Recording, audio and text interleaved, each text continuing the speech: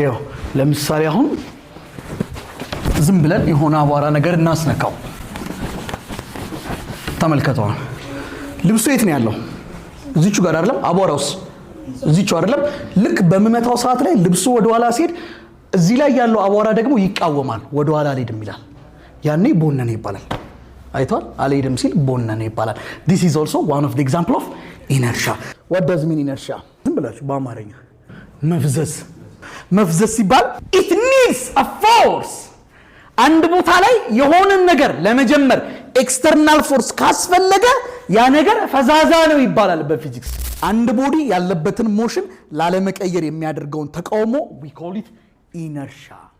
ኢንን ሞሽን ላይ ብቻ እናነሳዋለን እንጂ ሪያሊቲ ህይወታችን ላይ ብንገባ ለውጥን ሰውነታችን ቶሎ አይቀበለውም መልካምም ቢሆን መጥፎም ቢሆን ሬዚስት ያደርጋል ፎር ኤግዛምፕል አንድ መኪና ወደፊት እየሄደ ድንገት ፍሬም ቢሰውነታችሁ ወዴት ይላል ወደፊት ለምን መኪናው ወደፊት ሲሄድ እናንተ ወዴት ነው የምትሄዱት አብራችሁ ወደፊት አይደለም ልክ መኪናው ፍሬም ሲሰውነታችሁ አይ አልቆምም ካልወጣው ብሎ ወደፊት ይላል ቀድሞ ወደፊት ይሄዳል ነበር ስለዚህ ልክ መኪናው ሲቆም ሰውነታችሁ ያንን ለውጥ ይቃወምና ወደፊት ካልሄድኩኝ ይላል ኢነርሺያ አንደኛ ሁለተኛ ምናልባት መኪናው ቆሟል